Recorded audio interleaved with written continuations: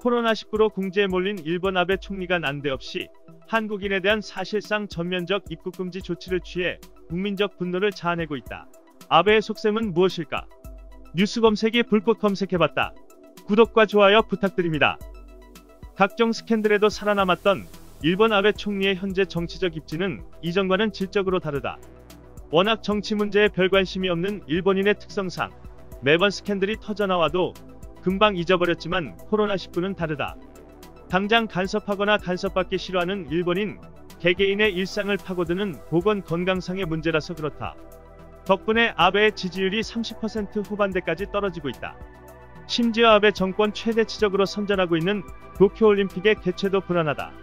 아베 내각에서 후생노동상까지 지냈으며 2009년 신종플루 당시 보건 책임자였던 마스조의 요이치 전 도쿄 도지사조차 아베 정부의 코로나19 대처가 처참할 정도로 미비하다고 맹비난하고 있을 정도다.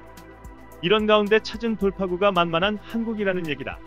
정세균 국무총리는 6일 일본 정부가 어제 우리 국민들에 대해 사실상 전면적인 입국 금지 조치를 취했다며 매우 유감스럽게 생각하고 이런 과도하고 불합리한 조치를 즉각 철회하라고 강력히 촉구했다. 그러면서 이날 우리 정부도 적절한 대응 조치를 강구할 것이라고 덧붙였다. 왜 이럴까? 지난해 일본에 대한 경제 침략에 이어 한국인에 대한 입국 금지까지 일련에 대한 강경 조치의 보다 근본적인 이유는 무엇일까? 여기 대부분 언론이 보도하지 않은 보도자료가 있다. 3일자 연합인포맥스 기사에 단초가 있다. OECD는 각국의 물가나 환율 수준을 반영해 만든 구매력 평가지수, 즉 PPP 기준의 1인당 국내 총생산 GDP가 지난 2017년부터 한국이 일본을 추월한 것으로 나타났다고 발표했다. PPP 기준의 1인당 GDP는 2017년 한국이 무려 41,001달러, 일본은 4827달러에 그쳤다. 한국과 일본의 1인당 GDP 통계가 집계되기 시작한 1970년 이후 반세기 만에 한국이 일본을 처음으로 추월한 것이다. 아니, 이는 일제의 군국주의 무장과 한반도 강점의 역사 100년 만에 처음으로 실질적 경제지표상으로 한국이 일본보다 잘 살게 됐다는 엄청난 뉴스인 것이다. OECD는 한술 더 떠 2018년에 한국과 일본의 1인당 GDP 격차가 더 벌어질 것으로 전망했다.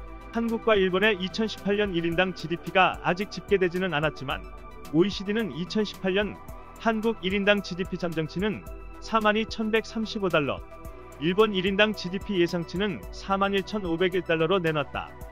2017년 한국과 일본의 1인당 GDP 격차는 174달러 수준이었지만 2018년에는 634달러까지 크게 벌어질 것으로 OECD는 예상한 것이다.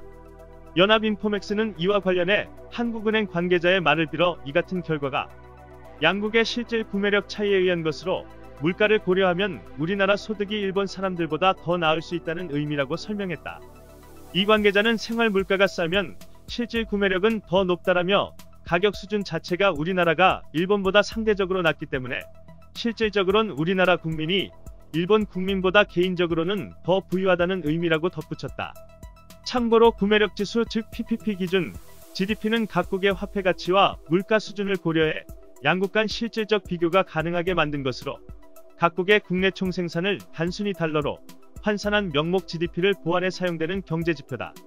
이처럼 장기간의 경제 침체로 생활고에 빠진 일본인들에게 문화, 사회, 정치적으로 잘나가는 한국이 이제 경제적으로도 일본을 앞질렀다는 충격적인 사실이 어쩌면 아베의 경제 침략과 코로나19 분풀이의 밑바탕에 깔린 저항심리가 아닐까. 어찌되었든 4.15 총선은 친일적 패청산하는 한일전이라는 사실. 503 박근혜의 지시를 받는 잔존 세균을 방역하는 대청소이기도 하다. 박근혜 최태민 그리고 신천지가 궁금한 분은 유튜브에 대통령의 7시간을 검색하세요. 대통령의 7시간 참 재미있는 영화입니다. 이상 뉴스 검색이었습니다. 구독과 좋아요 부탁드립니다.